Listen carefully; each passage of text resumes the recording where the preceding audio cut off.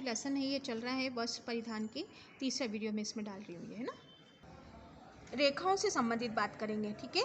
रेखा को उस चिन्ह के रूप में परिभाषित किया जाता है जो दो बिंदुओं को जोड़ती है, जिसमें एक प्रारंभ और एक अंत होता है।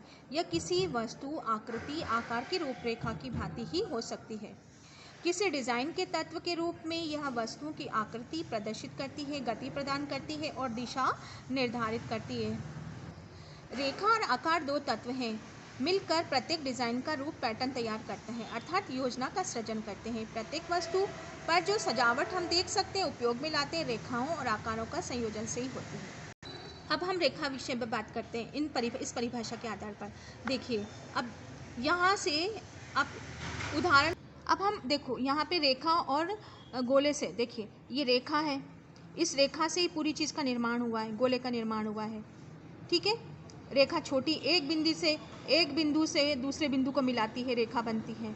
तो कोई भी संयोजन चित्र होती है वो रेखा और बिंदु को आकार दे के ही उस चीज़ का निर्माण करते हैं, संयोजन से। छोटा, बड़ा, घुमावदार हो सकता है, जैसे ट्रायंगल कर सकते हैं। तो रेखाओं के से दो बिंदुओं के मिलान से रेखा निर्माण होता है और उसका संयोजन से चित्र का निर्माण हो जाता है, ठीक है। रेखा के प्रकार की बात करके, मूल रूप से रेखा दो प्रकार की होती है, सरल रेखा और वक्र रेखा। हम सरल रेखा किसे कहेंगे? ऐसे। वक्र रेखा कहेंगे ये वाली, वक्र वाली, है ना। हमने जो बात की है रेखाएं दो प्रकार की, ठीक है। विभिन्न प्रकार के सृजन करती है, ये मनोवृत्ति को प्रदर्शित करती है।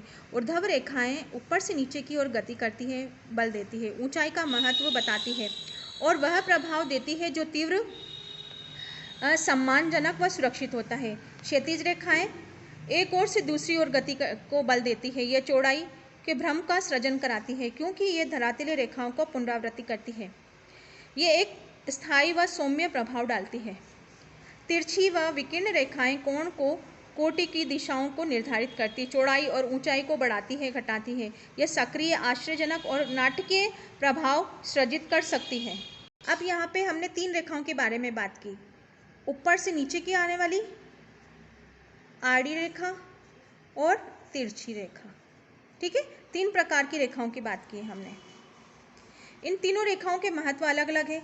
ये लंबाई को दर्शाती है, ये फैलाव नीचे धरातल को दर्शाती है और ये कोई विशेषता दर्शाती है, आश्चर्यजनक, है ना, घटनाओं को दर्शाती है। ये सब चीज़ें जो रेखाओं के प्रकार है ये सिद्धांत के हैं, के तहत ही आता है, ठीक है। वक्र रेखाएं किसी भी कोटि की गोलाई रेखाएं होती है। वक्र रेखा एक सरल चाप या जटिल मुक्त हस्त से खींची जा सकती वक्र बन जाता है। गोलाई की कोटि वक्र का निर्धारण करती है। अल्प कोटि की गोलाई सीमित वक्र बताती है, उच्च कोटि की गोलाई एक पूर्ण वृत्त बताती है। कुछ वस्तुएं इन वक्रों से संबंधित होती है जिसके नाम इस प्रकार है: परवर्तलीय, कुंडली, विसर्पण, केशपिन, चांबुल, रस्सी, सर्पाकार, 8 आकृति की होती है। लंबी व धरातलीय वक्र रेखाएं अत्यंत मनोहर, लयबद्ध दिखाई देती है। छोटे वक्र वाली नाटकीय स्पर्श प्रदान करती है, अमाप को बढ़ा चढ़ाकर प्रस्तुत करती है। छोटे हल्के वक्र युवा एवं प्रफुल्लित करती है, ठीक है। रेखाएं दिखने वाला अर्थ व्यक्त करता है। सरल रेखा बल, सामर्थ्य, दृढ़ता, जबकि वक्र रेखाएं मृदु व शालीन दिखाती है। इसका प्रयोग डिज़ाइन में किया जाता है। यदि सरल रेखाएं अधिक प्रधान हैं तो डिज़ाइन का प्रभाव पुरुषोचित होता है, वहीं वक्र रेखाएं नारीत्व, कोमलता का प्रदर्शन करती हैं। आकृतियों या आकार, रेखाओं को जोड़कर बनाए जाने वाली आकृतियाँ द्विविमीय हो सकती हैं, जैसे एक कागज वस्त्र की चित्रकारी मुद्रण। ये त्रिविमीय हो सकती है। वस्तु के रूप में 3 व अधिक रेखाओं को दिखाया जा सकता है।